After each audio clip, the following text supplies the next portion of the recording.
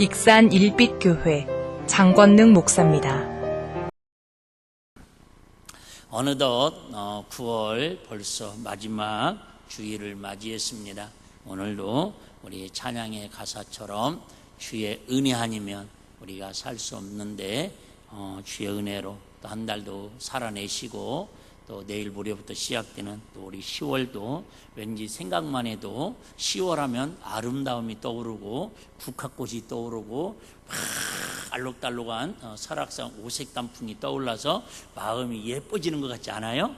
그 예쁜 마음 가지고 또 승리하는 은혜가 있기를 주의 이름으로 축복합니다.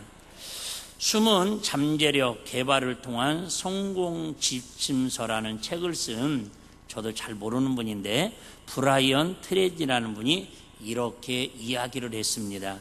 인간의 삶도 훌륭한 예술 작품이다. 저와 여러분이 때로는 소설책 몇 권 쓸만한 고생의 인생이고 어려운 인생 같지만은 우리 인생도 작품, 우리 인생 자체도 훌륭한 뭐가 됐다고요? 예술 작품이 될 수 있다라는 거예요.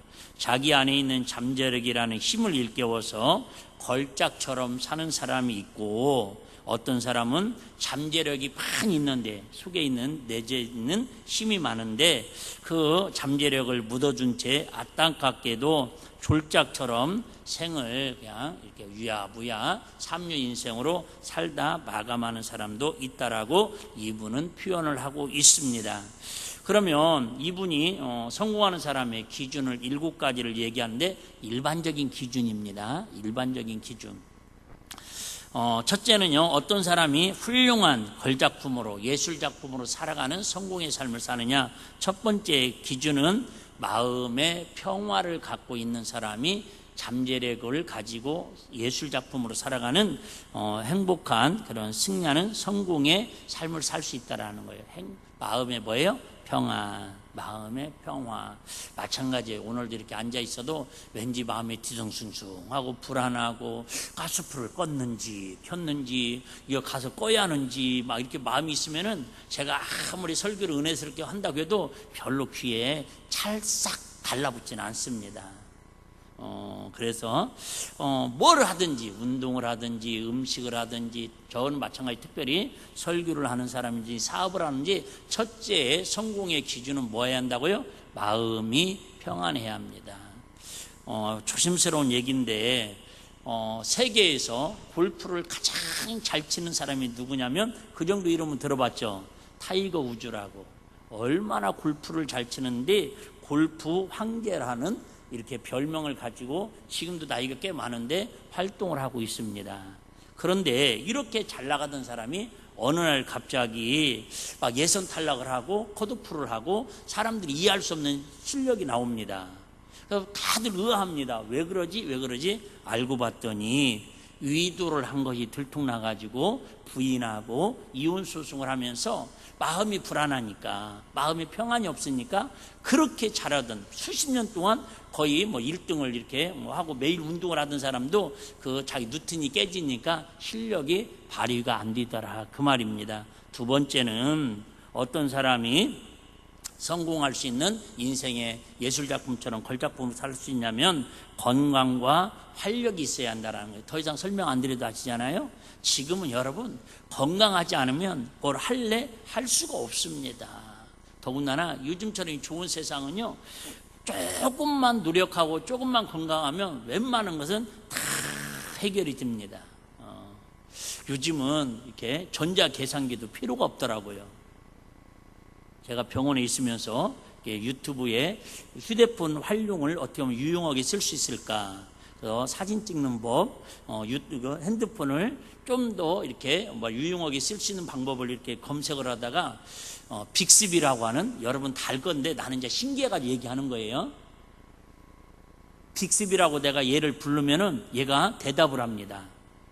그래갖고 내가 계산기 누를 것도 없고 27만 8,930원 더하기 57,325원은 얼마? 그럼 얘가 다 대답을 해줍니다.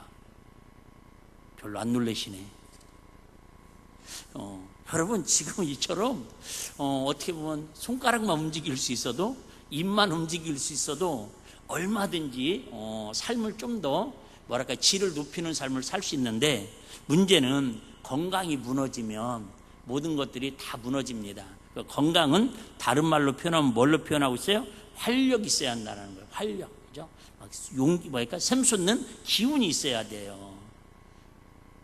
그죠? 뭐 죽사발 하나도 못 먹은 것처럼 내일모레 그 염 화장해서 해가지고 이렇게 관속에 들어가는 사람처럼 이랬으면 여러분 아무리 건강한 보여도 그것은 건강한 사람이라고 하지 않는다 그 말이에요. 세 번째는 여러분 사랑하는 게 우리가 인생을 살아가는데 성공의 요소라는 거예요. 사랑은 뭐예요? 아름다워 보이고요. 사랑하면요 하여튼 힘이 있어 보이고요. 사람은 행복하고요. 가장 흔하면서도 가장 사람들에게 드러내는 게 뭐예요? 사랑받는 사람, 사랑하는 사람입니다. 자, 그 다음에 네 번째는요 경제적인 여유가 좀 있어야 그래야 바울도 그러잖아요. 내가 부함에 처하지도 않고 빈부에 처하지도 않고 적당하게. 제일 어려운 말인데 그 최소한도 그래도 의식주를 해결할 수 있는 그런 여유는 있어야지. 그렇지 않으면 좀 더 힘든 인생을 산다라고 이렇게 표현하고 있습니다. 다섯 번째는 가치 있는 목표와 비전입니다. 목표와 비전이 있는데 거기에 뭐가 있어야 돼요? 가치가 있어요. 의미가 있는 일에 목표를 둬야 하는데 의미 없는 일에 목적을 두면 안 됩니다. 여섯 번째는요 자기 인식입니다. 저는 이걸 다른 말로 표현하면 자기 존재감입니다. 존재감. 내가 누구인가, 나에 대한 삶을 대하는 태도, 이런 것들이 성공의 기준이 될 수 있다고 그러고, 마지막 일곱 번째는 뭐라고 표현하냐면 개인적인 성취감입니다.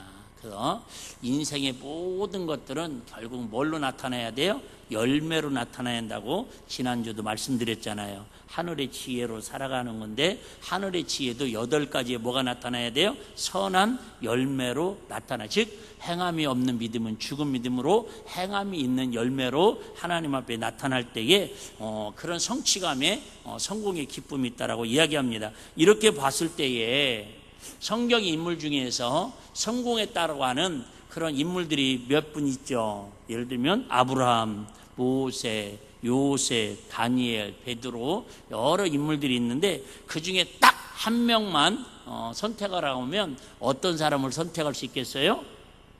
당연히 여러분이겠죠. 다윗이라는 인물입니다. 오늘 읽었던 우리 본문의 주인공이죠. 다윗은 하나님께서 아시는 것처럼 이세의 아들 다윗을 만나니 내 마음에 합한 사람이라고. 그러니까 이 땅에 예수님 빼놓고 하나님이 제일로 마음에 들었던 사람들이 어떤 사람이었다고요? 다윗이라는 인물이었습니다. 어떤 계에서 다윗은 이처럼 그 많은 사람들 중에서 하나님으로부터 치고 사랑한다고 이쁨 받았다고 칭찬받고 선택을 받았을까? 다시 얘기하지만 다윗의 일생도 우리의 일생보다도 우리의 삶보다도 더 파란만장하면 파란만장했지 순탄의 길은 걷지 않았습니다. 다윗이 오늘 본문은 18편은 노년에 기록한 그런 시로 전해져 내려오고 있습니다. 특별히 앞부분에 보면은 1절을 읽기 전에 그 제목이 있죠. 제목에 보면 이렇게 되어 있습니다. 여호와의 종 다윗의 시, 영장으로 한 노래. 그러면서 그 뒤에가 중요합니다. 여호와께서 다윗을 그 모든 원수와 사울의 손에서 구원하신 날에 다윗이 이 노래의 말로 여호와께 아뢰어 가르디. 그러면서 1절을 쭉, 그죠? 내가 나의 힘이 되신 여호와여 내가 주를 사랑하는 읽기 시작을 합니다. 무슨 얘기입니까? 이 시편은 다윗 인생의 전체를 요약한 고백이고 또 본문에서 다윗은 자기의 힘이 되신 하나님을 사랑한다고 고백을 하고 있습니다. 근데 그 하나님 어떤 하나님이라고요? 반석이 되시고 요새가 사실은 이렇게 이야기를 해도 저와 여러분들 마음속에는 별로 가슴에 와닿지 않습니다. 왜요? 반석이라는 것은 말 그대로 바위인데 우리하고 바위가 우리의 힘이 된다고요? 우리의 요새가 되고 우리의 도움이 된다고요? 아니잖아요.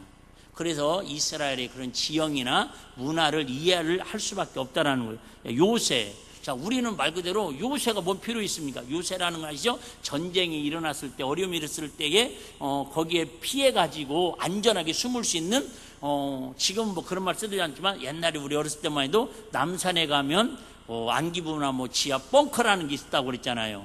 지금도 이렇게 막 북한에서 미사일 쏘고 뭔 일이 있으면은 대통령과 그 요직들이 그 벙커에 들어가 가지고 이렇게 비밀 회의를 하고 그렇습니다. 그런 데를 뭐라고 그래요? 요새라고 그래요. 요새.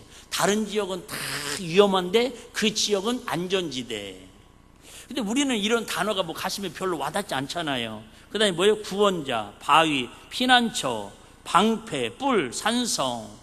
우리도 뭐 익산에는 특별히 산성, 남한산성이나 우리가 기억하고 행주산성 옛날 얘기지. 산성이 왜 그러냐면 다윗은 평생 이런 단어들을 봤을 때에 무슨 삶을 살았어요? 전쟁터의 삶을 살았기 때문에 다 전쟁하고 관련된 그런 어떤 뭐랄까요, 인물이라든지 지역이라든지 사물을 갖다가 지금 비유를 통해서 하나님이 전쟁 통해서 이렇게 보호하시고 함께 해주셨다라고 고백하는 내용을 담고 있습니다. 즉 죽음과 절망과 지옥과 환난 중에서 자신이 하나님께 부르짖을 때에 하나님께 자기를 어떻게 인도하시고 승리케 하셨는가를 자기 인생을 함축 해서 고백한 내용이 오늘 18편의 다윗의 고백입니다. 자, 다윗의 인생은 우리가 아는 것처럼 아기 때부터 별로 그렇게 순탄한 삶은 살지 않았습니다. 그 최절정이 이뤘던 10대 후반부터 특별히 20대, 30대, 10여 년 인생의 가장 청춘기 10년 동안은요, 우리가 잘 아는 것처럼 그때까지만 해도 괜찮았어요. 누구를 물리칠 때까지만 해도 골리앗을 가서 물맷돌로 물려쳤을 때까지만 해도 순간 뭐예요? 아주 스릴도 있었을 것이고 성취감도 있었을 것이고 나름대로 젊은 나이에 20대도 안 됐을 나이에 아마 기쁨도 있었고 아마 통쾌한 마음도 있었을 거예요. 근데 그로 인해서 우리가 아는 것처럼 나라를 구한 애국자고 충신이었는데 하루아침에 이제 뭐가 돼요? 사울왕이 자기 사위에 장인어른으로부터 쫓겨다니고 죽음을 위협을 당하고 또 공주를 어쨌든 이렇게 뭐 결혼을 해가지고 신혼생활도 제대로 하지도 못하고 결국은 또 이혼당하고 하여튼 피난 다니고 이렇게 인생을 살아갑니다. 그래서 다윗의 인생을 이렇게 한마디로 표현하고 있습니다. 4절 5절입니다.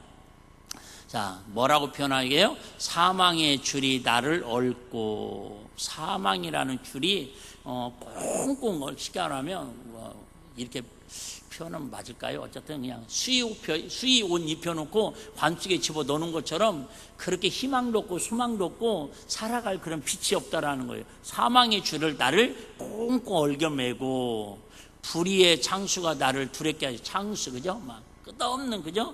창칼로 계속 나를 찔러댄다라는 거예요. 여러분, 이 두 단어만 들어도 우리 인생의 살맛이 날까요, 안 날까요? 안 나잖아요. 아까 얘기했잖아요. 첫 번째, 여러분, 인생의 걸작품으로 살아가는 성공의 기준, 조건이 뭐였는데요? 마음의 평화, 마음의 평안. 근데 매일 죽음이 그죠? 눈만 뜨면 오늘도 어떻게 하면 피해난 갈까? 어떻게 하면 그저 사울왕을 피해서 내가 오늘도 어떻게 하면 생존할 수 있을까?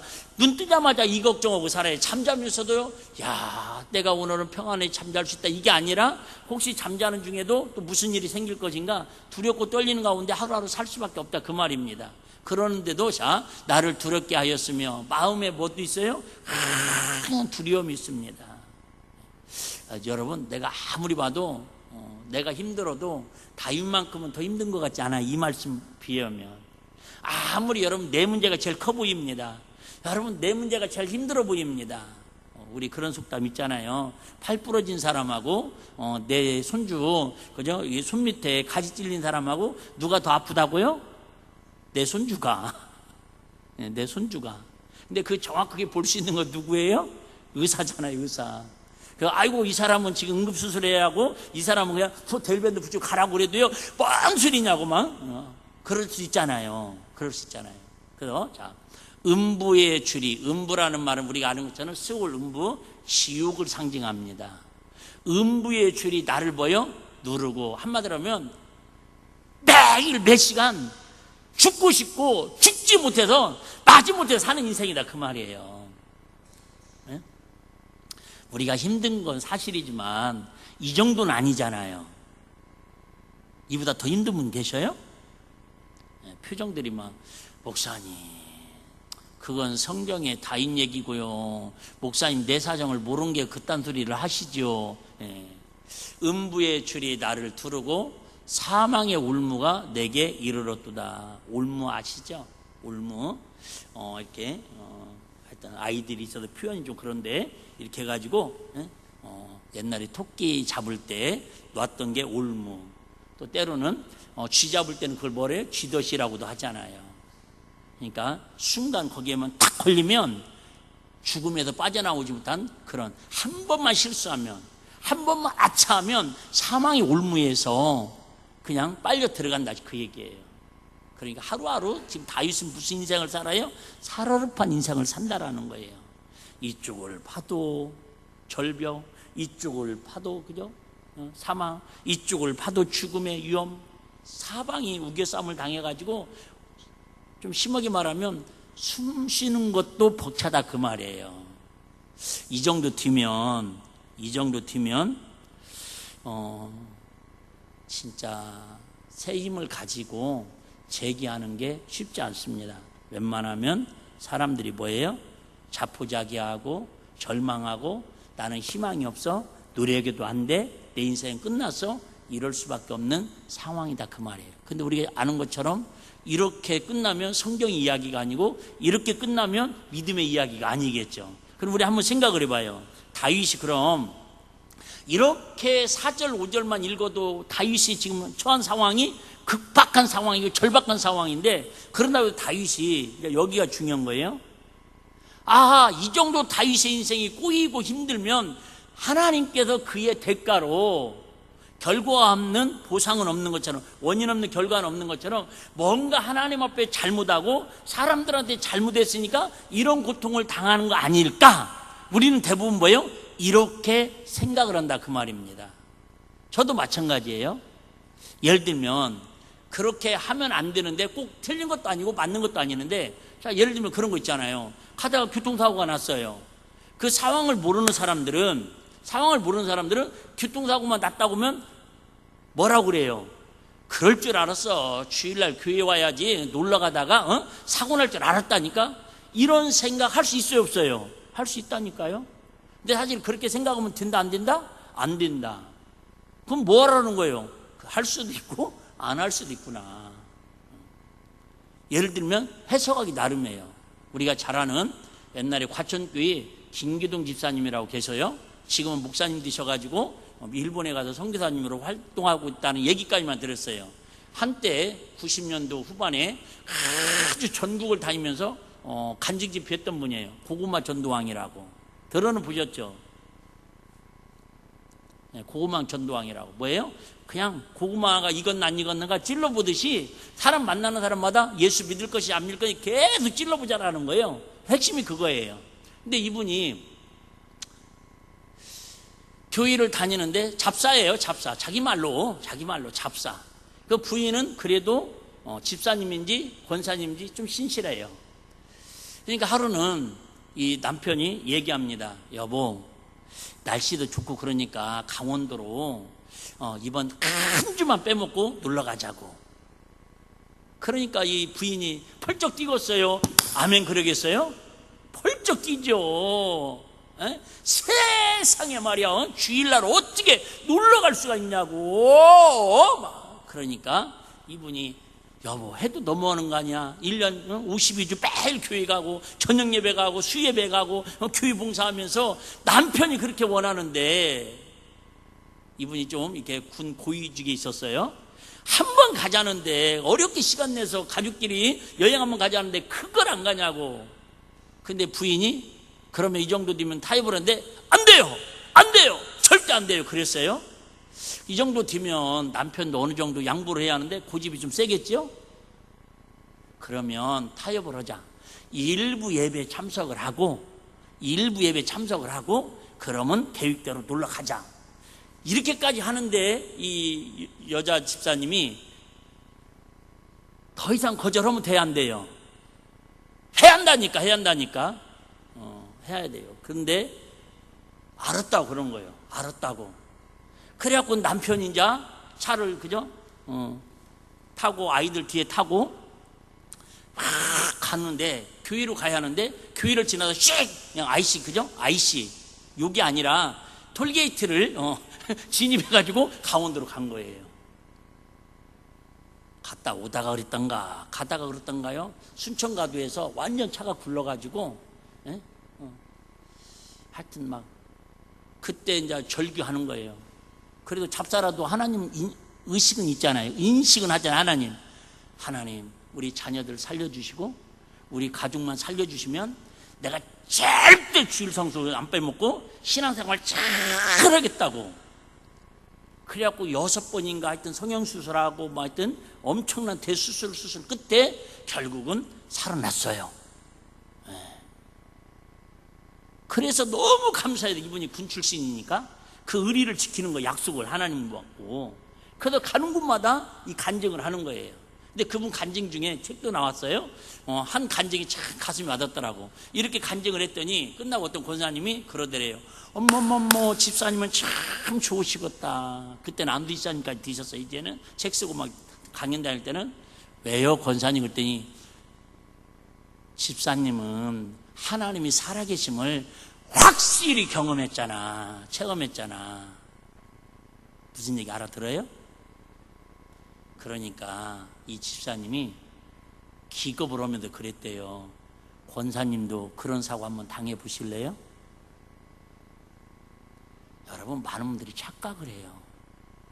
꼭 극단적인 상황에서 하나님이 도와주셔야 하나님의 살아계심을, 믿음 좋음을 체험한다고 생각을 해요. 최고의 믿음은요, 최고의 신앙은 그냥 평범함 속에서 하나님 은혜 속에 살아가는 거예요. 할렐루야. 우리는 자꾸 뭔가, 어떤 목사님은 또 건축할 때 이런 얘기도 하더라고요. 여러분, 공파 신장 이식 하나 하는데 2천만 원 3천만 원 하는데, 그거 여러분 신장 이식을 받을 수 있다면 자식을 안 해줄 사람 있겠냐 없겠냐? 다 해주겠죠. 2천만 원, 어떤 돈을 빌려서라도. 그런데 우리는 그 이식 해줄 필요도 없고 받을 필요도 없고 2개씩이나 건강한 콩팥이 있는데 그거 이식 받았다고 생각하고 콩팥 하나 하나님 앞에 이식하는 마음으로 2천만 원 건축원금 하자 그랬더니요, 성도들이 한 반절이 하더래요. 우리 교회는 하자고는 얘기 안 할 테니까 미리 그렇게 막 개구리는 하지 마세요. 다시 얘기합니다. 우리는 꼭 뭐 사고가 일어나고 어려움이 생기면 하나님이 책망해서 하나님이 저주해서 그랬다라고 머릿속에 나부터도 떠오르는 게 사실입니다. 근데 그게 사실일 수도 있고 아닐 수도 있고, 진짜 그 중심을, 진실을 아는 분은 누구밖에 없는 거예요? 하나님밖에 없기 때문에 제가 드리고 싶은 말은 우리 입으로는 함부로 그렇게 평가는 하지 말자, 그 얘기예요. 내가 예를 들면 그전에 뇌경색으로 쓰러져서 갔다 왔어요.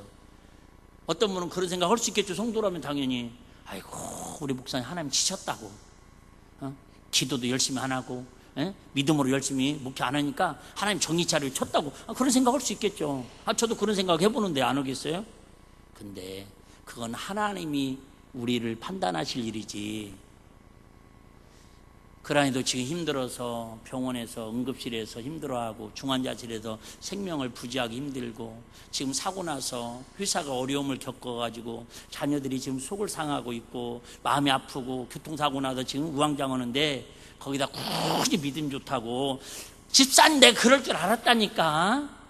내가 구역 예배 열심히 오라고 그랬잖아. 구역 청소하자고 그러는데 그렇게 뺀질거리더니 그렇게 단풍 구경 가다가 사고 내가 날 줄 알았다. 이런 말은 우리가 할 말이 된다 안 된다? 안 된다, 그 얘기를 하고 싶은 거예요. 제가 우리 예수 믿는 사람 너무 똑똑해가지고 너무 신령해가지고 사실을 사실대로 얘기해가지고 너무 사람들의 마음을 상처받게 하고 아프게 하는 경우가 종종 있습니다. 어쨌든 말이 제 상당히 곁길로 갔어요. 뭐 들을 만한 사람이 있으니까 하겠죠. 하나님이 그냥 하는 말 없을 것 같아요. 여러분, 다윗은 여러분 뭔 죄를 받아서 지금 이런 게 아니라는 거예요. 어떻게 보면 사람 앞에서도 나라 앞에서도 사울왕 앞에서도 하나님 앞에서 정말 진실하게, 정말 나라를 구한 애국자로, 정말 원수까지도 사랑하는 그런 하나님의 뜻대로 살려고 그렇게 몸부림쳤는데 하루 이틀도 아니고 한 달도 달라고 10년 이상을 그렇게 죽음의 사선에서 살았더라 그 말이에요. 그런데 끝까지 그럼에도 불구하고 뭐예요? 하나님을 원망하지 아니하고 원수를 갚지 아니하고 사울왕을 향해 한 번도 저주하지 아니하고 끝까지 하나님만을 바라보더라. 그 얘기하고 싶은 거야. 할렐루야. 심판은 누가 하는 거니까? 하나님이 하는 거니까.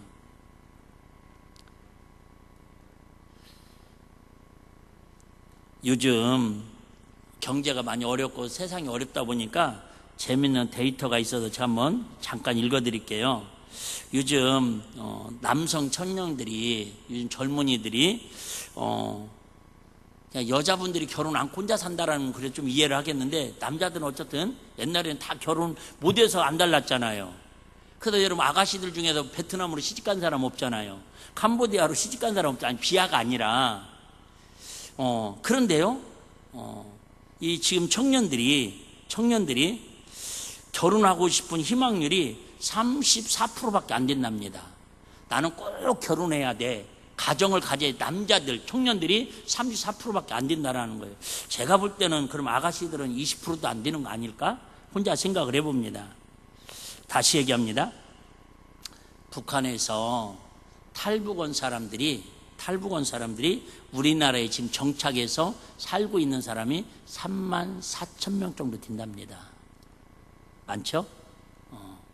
근래에 들어서 지금 북경지대를 엄격하게 검열을 하고 지금 막아가지고 한 해에 1,000명에서 2,000명씩 왔었는데 올해는 지금 500명 정도밖에 못 왔답니다.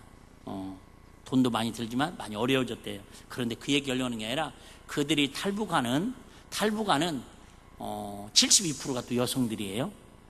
그 얘기를 하려는 게 아니라 그들이 탈북한 이유는 거의 대동소이하게 거의 하나입니다. 뭐예요? 잘 먹고 잘 살려고. 왜? 하루에 한 끼도 제대로 못 먹으니까 여기서 이렇게 굶어 죽느니 나만 와서 차라리 배 터지게 한번 잘 먹는 거라도 풍성하게 먹고 싶다고 잘 살려고 대한민국에 그 고생을 해가지고 옵니다. 그런데 이들이 꿈꿨던 유토피아, 대한민국에 와서 살아보니까 정확한 숫자는 안 나왔는데요, 수백 명이 다시 북한으로 넘어갔답니다. 철조망 타고 넘어간 군인도 있잖아요. 왜 넘어가냐고 그들한테 물어봤더니 대한민국은 처음에 왔을 때는 자유가 있고 먹고 사는 게 풍족해서 좋았는데 자본주의 그 돈의 힘이 도리어 북한에는 못 먹고 굶어 죽어도 인간다운 정이 있었는데, 부모 자식 간에 사랑 있고 정이 있고 형제 간에 우애가 있고 정이 있었는데, 남한에는 돈 없으면 죽은 목숨이고 돈 때문에 사람을 죽이고 파멸시키고 인간 취급도 더 하지 않더라는 거예요. 그 차라리 이렇게 살 바에야 그 충격적인 그런 조사도 했는데요, 탈북자들 중에서 15% 이상이 자살을 한답니다. 이 좋은 대한민국에서 적응을 못해가지고. 어쨌든 여러분, 무슨 얘기 하려고 하냐면, 우리는 돈만 있으면 행복할 것 같고 내가 원하는 것만 이루어지면 행복할 것 같은데 꼭 그렇지만 않더라는 거예요. 많은 목사님들이 그런 얘기합니다. 목사님들이 크게 세 가지의 노망을 가지고 삽니다. 초창기 때 우리 어떤 노이장님이 신임 노이장이 돼가지고 저한테 전화가 왔어요. 목사님, 젊은 후배들이 개척을 해가지고 이렇게 열심히 하려고 하는데 목사님 교회에서 몇 교회를 선정해서 5만 원이 됐든 10만 원이 됐든 선교비를 좀 그냥 2, 3년 정도 지원해 주면 좋겠다고. 내가 그랬어요. 목사님, 우리 교회가 더 힘든데요. 우리 교회가 빚도 그 사람들보다 훨씬 많은데요. 그랬더니 그분이 하는 말씀이, 목사님, 목사님네 교회는 아무리 힘들어도 땅이 있잖아요. 건물이 있잖아요. 그 말이 가만히 들어보니까 말이 돼요? 안 돼요? 되잖아요. 그래서 두 교회 제가 3년, 5년 동안 우리 교회에서 후원했는데 한 목사님은 편지가 왔어요. 목사님, 저희 교회 그만 후원 보내주세요. 물론 목사님네가 보내주는 게 큰 도움이 될 수도 있지만 자꾸 받다 보니까 자립심도 생기지 않고 하나님께 기도하는 것도 더 약해진다고 힘들어도 하여튼 자립해 볼 테니까 그런 목사님도 계시더라고요.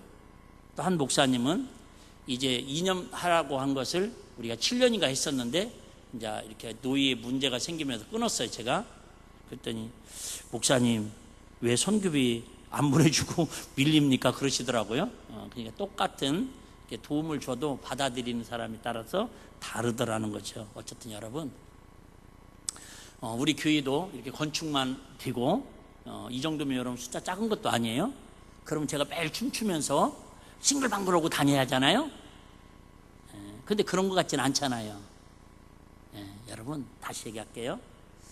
여러분이 지금 삶에 있어서 어떤 친구는 좋은 학교만 가면, 좋은 직장만 가면, 어떤 그저 집만 입주하면, 또 사업만 어느 정도만 안정이 되면 내가 그 힘을 가지고 행복할 것 같지만 꼭 그렇진 않더라는 거예요. 그럼 결론은 뭐겠어요? 세상의 그 어떤 힘으로도 우리 행복의 주권이 될 수 없고 다윗처럼 오직 하나님만을 사랑하는, 즉 하나님의 힘으로만 우리가 진정한 행복을 누릴 수 있다. 그 얘기 하고 싶은 거예요. 할렐루야. 진정한 행복. 자, 시간이 많이 가서 여러 가지가 있는데요. 제가 주보 그냥 한 번씩 읽으면 좋을 것 같고요. 왜 우리가 무엇 때문에 여호와 하나님만 힘으로 그러면 살아야 합니까? 2절 읽겠습니다. 2절 아까 읽었지만 다시 한번 읽을게요.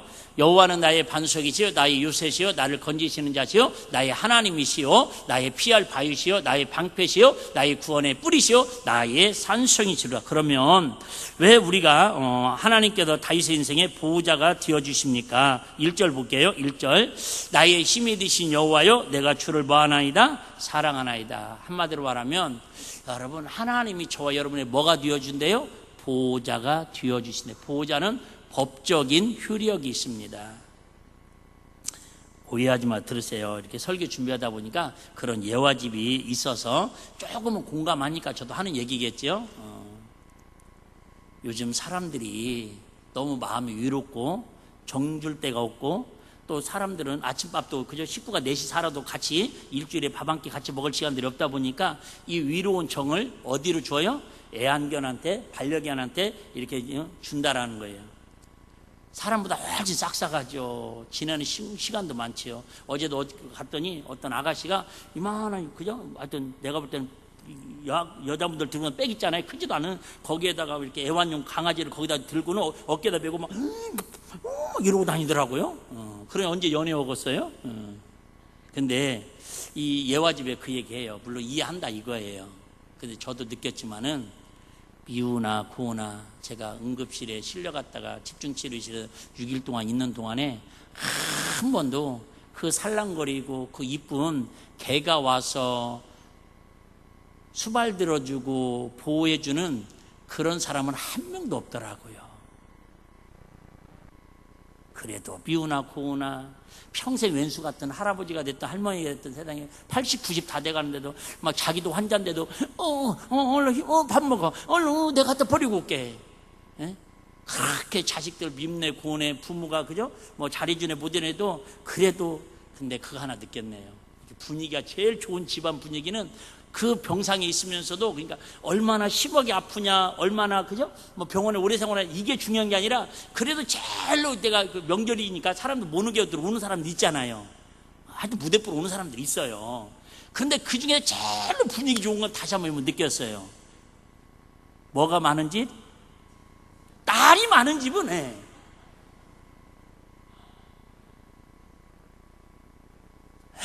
제가 느꼈어요. 남자들이 있어야 뭐 그지? 뭘 해야 할지도 모르고 뭐 하여튼 어리뻥하고 그런데 딸들이 있는 집은요 뭐 오빠 걱정하지 마 내가 올게 언니 왔어? 동생 왔어? 괜찮아 막 대화 자체가요 막 아빠 따라봤잖아. 입 한번 벌리면 남자들은 뭐요? 안 먹은 거 갖다 버려요?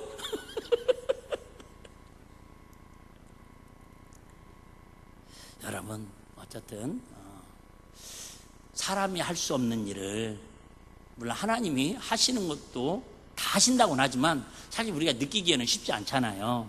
자, 결론. 그러면 우리가 어떻게 하면 하나님만 자기 힘으로 삼을 수 있겠습니까? 6절 한번 보겠습니다. 6절.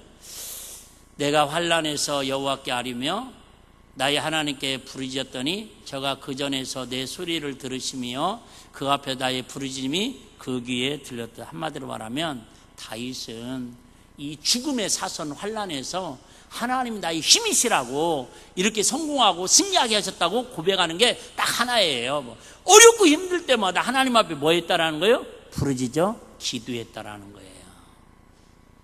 그런데 오늘 제가 이렇게 설교 준비하는데 하나님 제 마음에 강하게 주신 말씀이 저부터 하나님 주시는 음성으로 제가 들었는데요. 그런 우리가 착각을 하고 있대요. 우리는 많은 분들이 그래요. 목사님, 저 기도하고 결정했는데요. 목사님, 저 기도해 볼게요. 그런데 대부분은 기도한다고 해놓고는, 기도하고 결정한다고 해놓고는 고민하고 결정해놓고 기도하고 결정했다고 착각들을 하고 있다라는 거예요. 아니, 내가 강단에 팍 올라와서 기도하는데 하나님 주신 감동이라 내가 그렇게 적은 거예요. 저도 마찬가지예요. 나름대로 중요한 일이라고 기도한다고 결정해놓고는 진짜 기도는 하나님 앞에 의지하고 하나님을 신뢰하고 맡기고 하는 기도해야 하는데 이렇게 할까? 저렇게 할까? 이게 나을까? 저렇게 할까? 그래서 하나님 두 단어 주더라고요. 사람들은 고민과 갈등을 하고 좀 더 가르치고 잔머리 굴리면서 자기는 기도하고 응답하고 결정했다고 그런다라는 거예요. 여러분, 앞뒤 문맥 다 이해 안 되더라도 이 한 단어는 기억하시면 좋겠어요. 우리 기도를 고민과 갈등과 잔머리 쓰면서 기도해서 하나님 응답받았다고 하나님 음성 들었다고 착각하지 말자라는 거예요. 왜? 마귀도 우리 아시죠? 뱀이 나타나가지고 선악과를 따먹으면 하나님을 그저 지혜롭게 할 만큼 우리를 유혹한다라는 거예요. 저와 여러분들이 특별히 저한테 하나님 주신 음성이겠죠? 여러분, 기도 당연히 필요합니다. 기도 잘해야 합니다. 부르짖어 기도해야 합니다. 근데 내가 하는 기도가 하나님이 응답하시고 하나님 역사하는 기도가 아닌 내 머리로 좀 더 고민해보고 좀 더 이렇게 할까 저렇게 할까 갈등하고 잔머리 쓴 걸 가지고 하나님께 기도했다고 응답받았다고 착각하고 속지 말자 그 얘기예요.